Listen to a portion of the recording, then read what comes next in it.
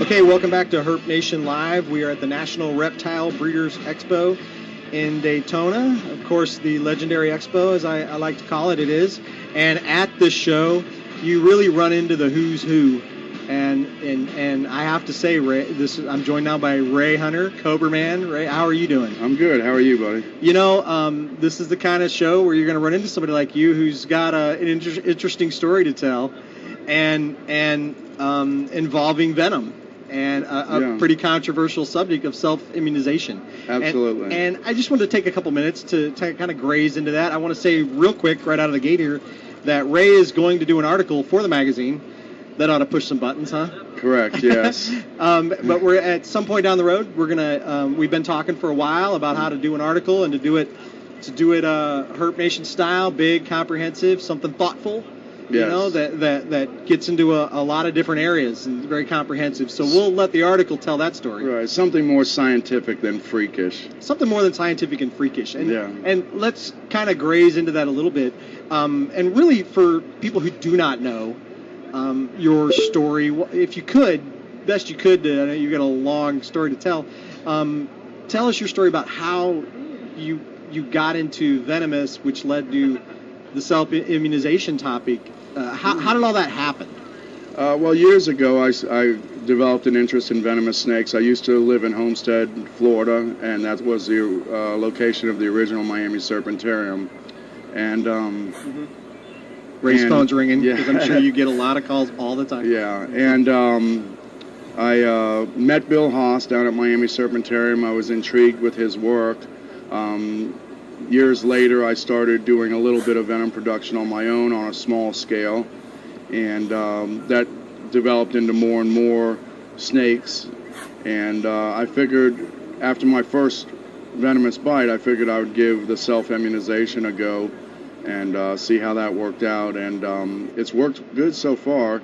It's not for everybody. I don't think, I think people that handle a large amount of snakes for a good reason, you know, obviously stand a higher chance of getting bit.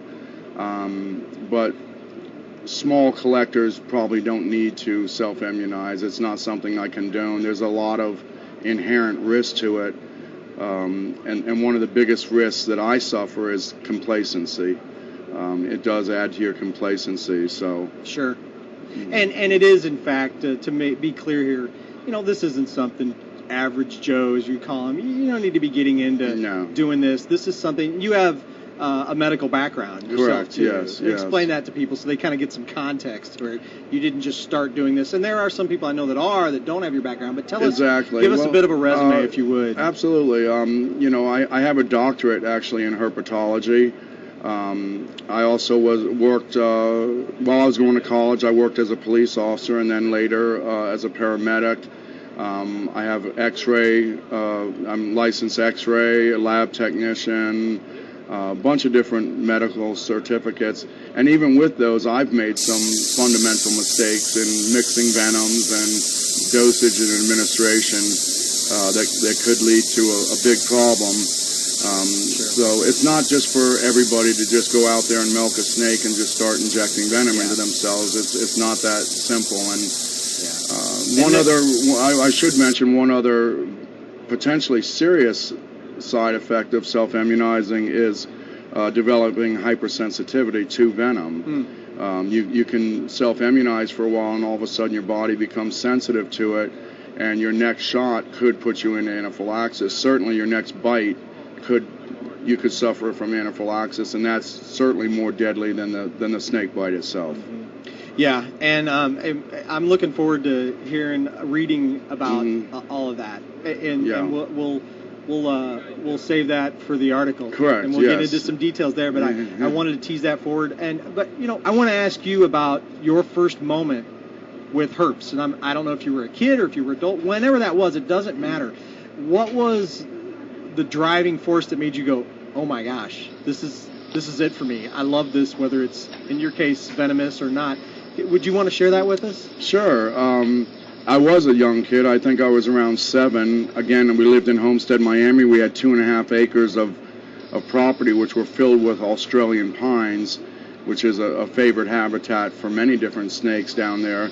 And I would find snakes all over, mostly harmless, rat snakes. We had a lot of indigos and stuff of that sort, but we had the occasional coral snake and rattlesnake, which I wasn't allowed to have, but I was intrigued with them, and I never actually kept snakes as a collector until I actually went off to college. Went up and worked in the Gainesville area as a police officer, and was going to college. That my first snake, and I'm sure you hear this a lot, was actually a ball python, because you can't have rattlesnakes, in a lot of settings and stuff like that. So, but then when I got away from that scene and lived off on my own, my first cobra, I think one of my first venomous snakes was a 7-foot forest cobra that Bill Haas donated to me. So I was really proud of that snake because of who it came from. Yeah, I know you had a special relationship with Bill. Yeah. Had an impact in your life. Tell me what Bill meant to you and how he impacted your life. Well, he was certainly the pioneer of snake venoms in terms of being used in the medical community, and the development and making of antivenoms. He was like the sole supplier of venoms to Wyeth Labs that used to make the antivenom. Now it's Pfizer. He did a lot of work. He did some work with polio. He's done a lot of work using venoms, a lot that he's not even been credited for. Some of it was shut down, by government agencies and stuff like that for various reasons. But the guy was just a genius with snakes and their venoms, and I just have a great respect for him. He's greatly missed. Yeah, and Bill lived to be quite a over 100. I remember when I worked with him, he told me one day in the lab that his goal is to reach 100 years old, and he did that with 6 months. Yeah, he did. So yeah, he was phenomenal. He was definitely one of a kind man. Yeah. His approach was he did a lot of the public demonstrations, which from a philosophy standpoint, I agree with. I think that stuff matters. Some people have problems with the putting on the shows with alligators, whatever. But if it's done right, like how Bill did it, I would suggest, it makes an impact on people. Wouldn't you agree? Oh, absolutely. Yeah. I mean, it dispels a lot of fear when you can get up close and personal and see that these snakes are not monsters that are going to chase you down and attack you. Bill would, almost every single show, he would intentionally drop a snake. Right. And mostly to get the oohs and ahs from the audience, but it was also to show that these things are going to go away from him. He would drop a cobra, and the cobra would try and get away from him, and it would show the public that these things are not out to kill you. Yeah. They just want to be left alone, and they will go the other way. And he would end up having to, grab it. Sure, yeah. There was always a barrier between that and the audience, but it was really to get the oohs and ahs and to show that these snakes are not going to chase you down. They go the other way. And that's a clear difference between sensationalism for the sake of sensationalism, right, versus a little drama to create a point. Right. And that's what it made the show fun, It too. made it fun. Yeah. And, you have to do that to a certain demographic of people who aren't us, especially reptiles. You got to give them a little shock.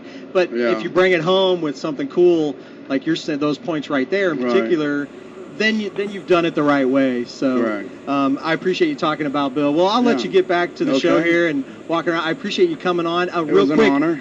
Anybody who you may want to contact you for any purpose at all, is that Facebook, that kind of thing? Can people find you? Or you can find me on Facebook. It's under Cobraman Ray Hunter is my screen name for Facebook. I am also I have a website which is www.cobraman.net. If you Google Ray Hunter, you'll find me very easily. My company is Hunter Serpentology LLC, so you can Google that as well. But that's linked to my website. Yeah. So I'm very accessible. Well, great. And with Herp Nation Magazine, my personal goal as the executive editor is to have one venomous topic in each issue. We have done a venomous issue. We're going to do another one all venomous. But separate from that, I really am striving to keep one venomous topic of whether it's a keeper or research or whatever. So any of your venomous friends that might hear this in that community, and I'm getting to know a lot more, please contact me. And if you want to be a part of this, we do it right. And there's a lot of knowledgeable people out there. A lot of my friends are very knowledgeable, and I think they'd be happy to contribute. Yeah, so and I'm meeting a lot more of them as time goes on. So I'm really proud to be able to serve that community in a way that does them right, quite frankly. So, hey, Ray, thanks for coming on. And, okay, we're going to be right back here on Herp Nation Live at the National Reptile Breeders Expo in Daytona, Florida.